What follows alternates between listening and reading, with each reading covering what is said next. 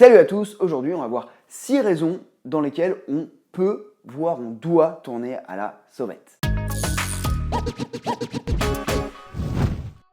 Alors déjà, je préconise pas particulièrement le tournage à la sauvette, d'ailleurs cette vidéo fera l'objet d'une contre-vidéo qui s'appellera 6 raisons de ne pas tourner à la sauvette. Et du coup, on va la découvrir maintenant. Alors le premier cas, c'est vous faites un tournage exercice.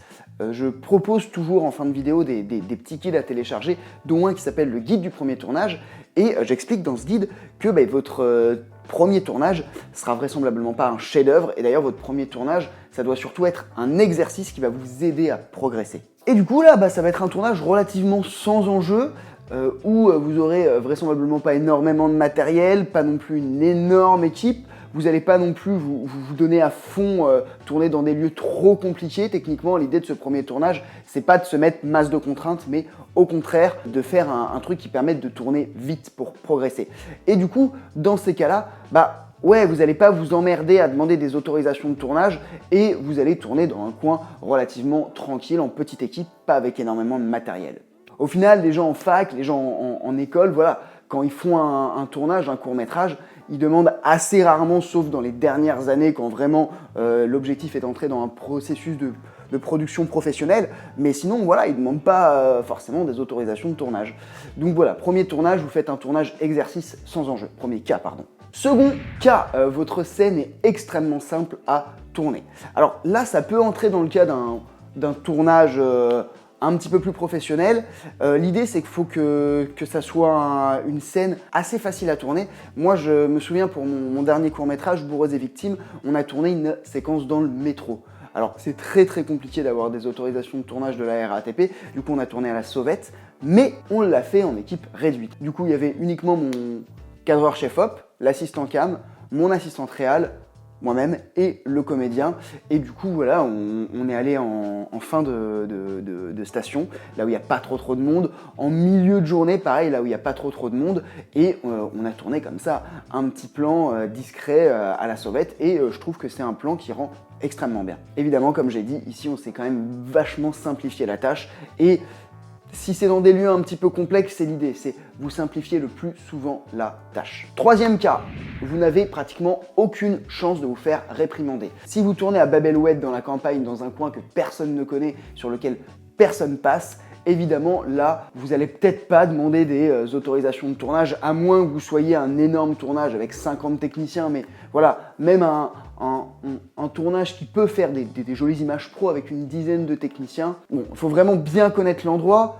mais voilà, ça peut être assez long parce que souvent, pour les autorisations, ça va dépendre du lieu. Parfois, ça peut être la ville, la commune, la préfecture. Ça peut être un petit peu compliqué d'avoir ces autorisations de tournage. Donc, si c'est vraiment un coin que vous connaissez et pour lequel vous savez qu'il n'y a pertinemment personne qui ne passe jamais et que vous n'allez faire chier personne, oui, là, évidemment, vous pouvez tourner à la sauvette. Quatrième cas, vous êtes adepte du guérilla tournage. Alors le guérilla tournage, qu'est-ce que c'est? En fait, la philosophie même du guérilla tournage, c'est de tourner à la sauvette, de tourner en équipe très réduite.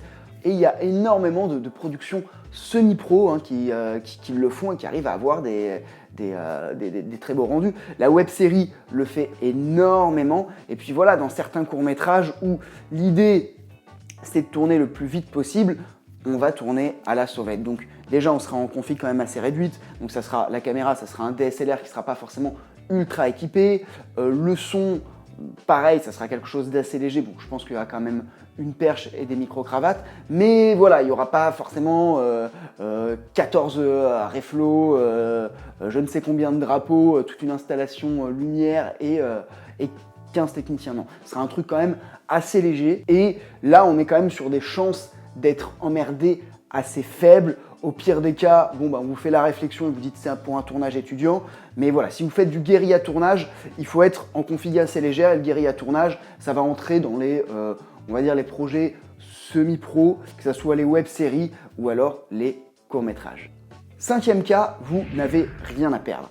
Alors, c'est possible, si vous n'avez pas très bien géré votre production, que voilà, vous ayez demander des autorisations de tournage que vous n'avez pas réussi à obtenir. Pourquoi? Parce que pas de réponse. Pourquoi? Parce que on vous a renvoyé, faut demander à machin, machin vous a dit, faut demander à bidule.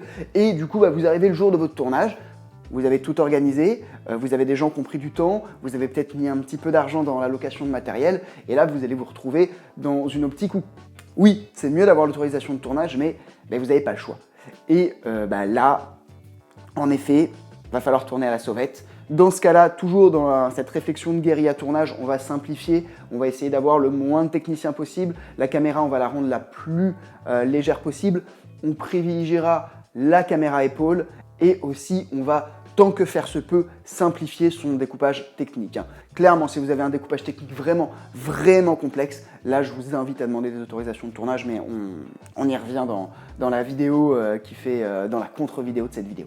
6e cas, vous avez des besoins esthétiques du lieu, mais vous n'avez pas eu l'autorisation de tournage. C'est un petit peu typiquement un exemple que je vous ai donné pour le métro, mais voilà, ça peut être des choses dans Paris, c'est très compliqué d'avoir des autorisations de tournage dans Paris par exemple, sauf si tu payes évidemment, mais voilà, c'est quand même assez complexe, donc évidemment là, et la plupart des tournages sur Paris, il n'y a pas d'autorisation, enfin des tournages, on va dire semi-pro ou professionnels entrée de gamme. Je parle pas des films de cinéma où il y a une vraie production, un vrai budget. Là, évidemment qu'il y a des autorisations de tournage, mais dans toute cette phase un petit peu de vidéaste ou d'apprenti réalisateur, dans les tournages où personne n'est payé, les autorisations de tournage sur Paris sont assez complexes et du coup les gens ne les demandent pas. Après dans ce cas-là, ça sera tous les conseils que je vous ai donnés, donc équipe légère, on privilégie la caméra épaule et si jamais les techniciens qu'on prend avec nous, on les briefe, on les prévient. C'est clair que si il y a un chef-op qu'on ne connaît pas, qui vient se ramener, qui prend de son temps, qui n'est pas payé et qui vient se ramener pour le tournage et au final il ne tourne pas, ça peut un peu le faire chier. Donc voilà, il faut être le plus transparent possible et faire prendre conscience aux gens que voilà, on va tenter le tournage à la sauvette. Normalement, on s'est arrangé pour que ça soit le plus sécure, le plus simple possible, mais que le risque zéro n'existe pas. Voilà, on arrive à la fin de cette vidéo. Tout ça pour dire que le tournage à la sauvette, c'est possible. C'est pas forcément ce que je préconise, surtout à arriver à un certain palier, il faut plus le faire. Mais même moi, quand je veux tourner un truc simple, par exemple, si vous voulez tourner un petit sketch pour YouTube, sauf si vous êtes encore une fois dans une optique de progression et de professionnalisation de production, mais si vous êtes plus dans une optique de création, est-ce que ça va pas être énergivore? Est-ce que ça va pas être chronophage de demander toutes ces autorisations alors qu'au final, parfois il suffit juste de descendre en bas de chez vous et de prendre sa cam et de tourner. En fait, je me suis jamais fait emmerder sur tous les tournages à la sauvette que j'ai fait. C'est dingue, mais ouais, jamais. J'ai des potes qui font de la web-série qui se sont fait virer, mais moi, jamais. Et puis, même certaines boîtes de prod pour des projets, pas de fiction encore une fois, et encore, c'est peut-être possible, mais d'institutionnel ou de corporate, les plans de coupe extérieurs, tout ça, non, il n'y a pas d'autorisation qui est demandé. Alors, il faudra que je vous fasse une vidéo sur la législation, là je l'ai plus en tête, je crois que c'est un certain nombre de techniciens, un pied, je vais me renseigner, je vais un petit peu geeker ça, et ensuite je vous ferai une petite vidéo là-dessus. Mais voilà, le tournage à la sauvette, c'est possible, pas n'importe comment, mais c'est possible. Et puis dans la prochaine vidéo, on voit justement quand là il faut faire des autorisations de tournage et faire les choses dans les règles. En attendant, si vous voulez, vous pouvez télécharger le fameux e-book dont je vous ai parlé, le guide du premier tournage. Donc ça, c'est principalement pour les débutants. Si c'est pas encore fait, je veux bien que vous vous abonniez si vous avez aimé la vidéo, parce que ça me motive, moi, à produire toujours plein de contenu. Le petit pouce des familles, il fait aussi très plaisir. Et nous, on se retrouve très bientôt dans la prochaine vidéo. Ciao!